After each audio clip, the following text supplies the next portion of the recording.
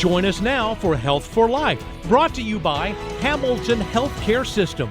Today we're talking with Dr. Lee Connor of Hamilton Healthcare System and Hamilton Physician Group Specialty Care in Dalton, Georgia. Thank you for joining us today, Dr. Connor. Thank you so much for having me. I'm glad you're here. Dr. Connor is a board-certified infectious disease specialist. He completed his medical training at Florida International University, Herbert Wertheim College in Miami-Dade County, Florida, and his residency and fellowship at Wake Forest University School of Medicine, Winston-Salem, North Carolina. He practices at Hamilton Medical Center and Hamilton Physician Group Specialty Care down the street from Hamilton Medical Center. Hamilton Physician Group Specialty Care houses several physician specialties, including infectious disease, pulmonology, and rheumatology. Thank you for joining us today, Dr. Connor. How have you been doing? Doing well, staying busy. When you come in, we talk COVID a lot. Today, I'm going to change the subject. We're going to talk about HIV. Now, we've all heard about HIV, but can you explain exactly what is HIV? Yeah, HIV is a virus that people can acquire either sexually or from kind of blood-to-blood exposures, if they inject drugs or, any sort of exposure like that. It's a virus, so I know we've talked a lot about viruses here with COVID, but this is a slightly different virus, and it's one that can disrupt your immune system if it goes unchecked for too long. But fortunately, things have drastically changed in the treatment of HIV, and we're able to make it a very manageable chronic disease, not like how it was in the late 80s, early 90s, where it was almost a death sentence at that point. I remember that. There's a lot of confusion out there, and you started to touch on it. How is HIV passed from one person to another person? So the most common thing we've seen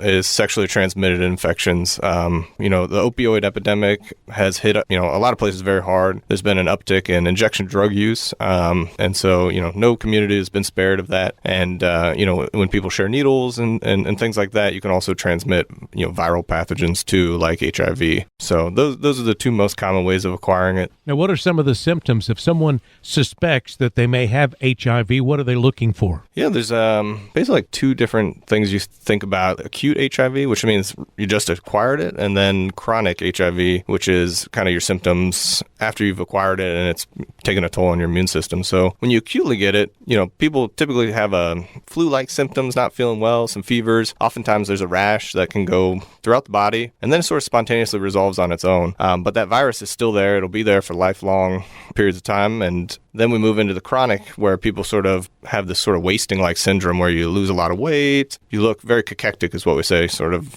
all your muscles seem to get smaller and smaller. And then when your immune system has been taken out for that long of a period of time and is that weak, then you start seeing opportunistic infections. So some infections that we don't typically see outside of very immunocompromised people like bone marrow transplant recipients or solid organ transplant recipients. So you can get a multitude of different infections once your immune system has kind of been ravaged by this virus. Now, do you see very much HIV? I see less HIV than I did in my prior institutions during training. Even though we're not an urban center, we do have HIV cases, and it's something we really need to keep on our radar, because I think, some people just don't think about it because we don't have as many cases as Atlanta would, or, big urban center. And so it's here. We see new cases every year, and it's preventable. So, and we really need to screen people appropriately for this infection. Well, I wanted to ask, you mentioned that it is preventable. What is the best way, in your opinion, to avoid contracting the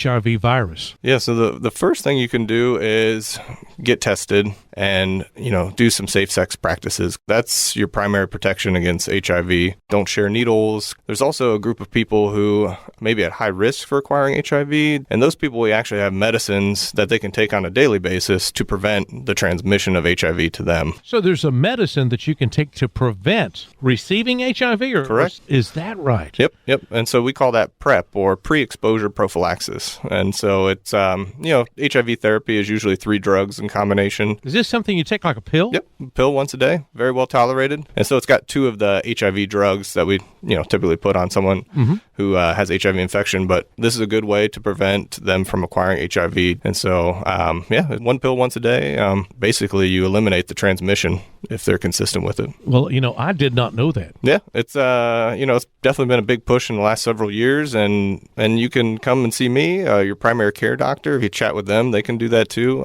Very safe medicine. The health department also offers a PrEP clinic. This pill also, in conjunction with safe sex practices, because there's other stuff out there. There's a lot of myths that surround HIV. Can you dispel some of those myths for us today? Yeah, I know, early on there were myths about transmission. You're not going to get this from intermittent contact with people. It's more intimate contact. And one of the things we've pushed recently is U equals U, or undetectable means untransmissible, which has been awesome. If people are really good about taking their HIV meds and they're undetectable, which means we can't even detect the virus in their blood, we know they still have it, but the medicines are doing their job. They're really not going to be able to transmit that. And so, it's definitely decreased the stigma related to HIV, which shouldn't be there in the first place. But, it's definitely another tool in our toolkit.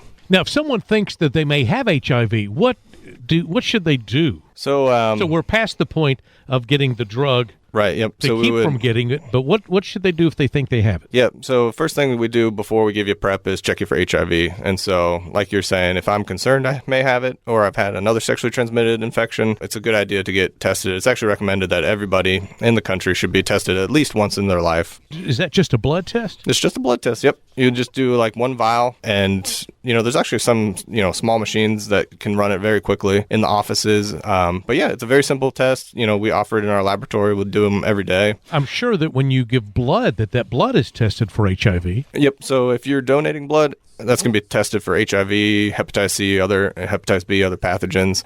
But your ordering provider, if it's just routine blood work, is going to have to specifically order HIV testing, in terms of, regular labs. Like if you go to your primary care doc and get your routine stuff, they should screen you at least once in your whole life. But depending on people's practices, multiple times or multiple exposures, we should test. And very simple, should get the results the next day. So it's pretty rapid. And it is not a death sentence, as so many people thought, even back in the 80s. Yep. It's very manageable. In terms of other chronic diseases, this one has become quite easy to manage. Most of the time, we're on one pill once a day, and we can give them a totally normal lifespan. Just take that pill every day. Yep. It's amazing. And the medicines are so good nowadays that the side effects are like essentially non-existent. One pill once a day, totally normal lifespan, and no opportunistic infections. I mean, it's really awesome. You can turn somebody on death's door and kind of bring them back. It's very rewarding, that's for sure. Wonderful news. Now, where do I go to get tested if I suspect that I may have HIV? Yeah, so the health department would be a good place too. You could get tested there. Hamilton, our lab can test you too. A lot of primary care docs can. A very good idea. Very good idea. And, you can stop that spread. Mm-hmm. Yep, exactly. With just that medicine. You can, yeah. And, really the big push in HIV care is screening people. A lot of the HIV that's out of there is not detected. People don't know they have it. And so the first step in that is really identifying those individuals and getting them on therapy. And then the next step is identifying individuals who are at risk and, either do PrEP, that one pill once a day, or, counsel them on safe sex practices. And that can really help snuff out all these new infections and really protect the whole community as a whole. Dr. Connor, great having you on the show today. We have learned so much, and we are very happy that you joined us. Thank you so much for having me. For more information or an appointment at Hamilton Physician Group Specialty Care, call 706-529-3072 or visit hamiltonhealth.com/specialty care. This program in no way seeks to diagnose or treat illness or to replace professional medical care. Please see your healthcare provider if you have a health problem. Thank you for listening to Health for Life, a presentation of Hamilton Healthcare System.